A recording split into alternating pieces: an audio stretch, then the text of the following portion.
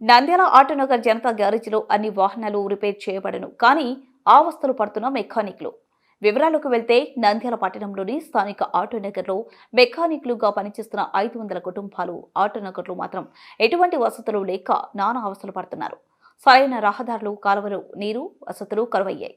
ఆటోనగర్లో అన్ని వాహనాలకు సంబంధించి మెకానిజం చేస్తున్నారు. సరైన రహదారులు లేకపోవడంతో వాహనదారులు ఆటోనగర్లోకి రావాలంటే భయపడిపోతున్నారు. ఎండ వస్తే దుమ్ము ధూళితో ఇబ్బందులు పడుతున్నారు. వర్షం వస్తే బురదమయంలో అవస్థలు పడుతున్నారు. రాజకీయ నాయకులు వస్తారు, మాటలు చెప్తారు, వెళ్తారే తప్ప కనీసం ఇటువైపు కన్నెత్తి కూడా చూడటం లేదని ఆవేదన వ్యక్తం చేశారు. ఇప్పటికైనా ప్రజాప్రతినిధులు స్పందించి ఆటోనగర్ను అభివృద్ధి పరిస్తే బాగుంటుందని 500 కుటుంబాలు ఆధారపడి ఉన్నాయని పలువురు ఆవేదన వ్యక్తం చేశారు.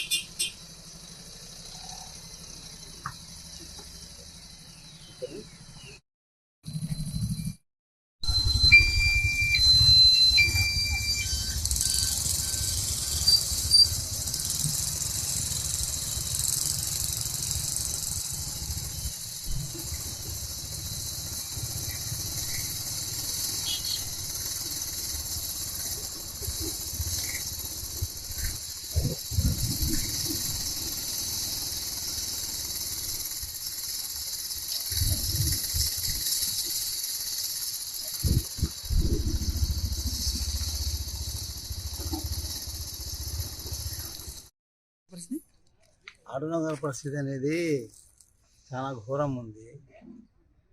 రోడ్లు లేవు, మనకు వాటర్ కమ్యూనిటీ లేదు, దుమ్ము, ఎండకు దుమ్ము ఉంది, వానకు బురద ఉంది. అయితే కూడా ఏమంటే ఇక్కడ జీవించాలని మనసులో వర్క్ చేస్తూనే ఉన్నారు. అన్ని విధాలుగా ఇబ్బందులు ఉన్నా కానీ బతకడం అనేది ఇంపార్టెంట్ కదా మనకు. అందుకోసమే అందరు ఇక్కడ దాదాపు అంటే 500 మంది జీవిస్తున్నారు. ఈ ప్రభుత్వం వచ్చింది, ప్రభుత్వం మీద చాలా ఆశ ఉంది, ఏదో ఒకటి చేస్తారు, రోడ్లు వేస్తారని. సార్ వాళ్ళు గమనించి ఇంతకు ముందు కూడా టీడీపీ ప్రభుత్వంలోనే ఇవల్ల మనకు రిజిస్టర్లు అయినాయి కూడా.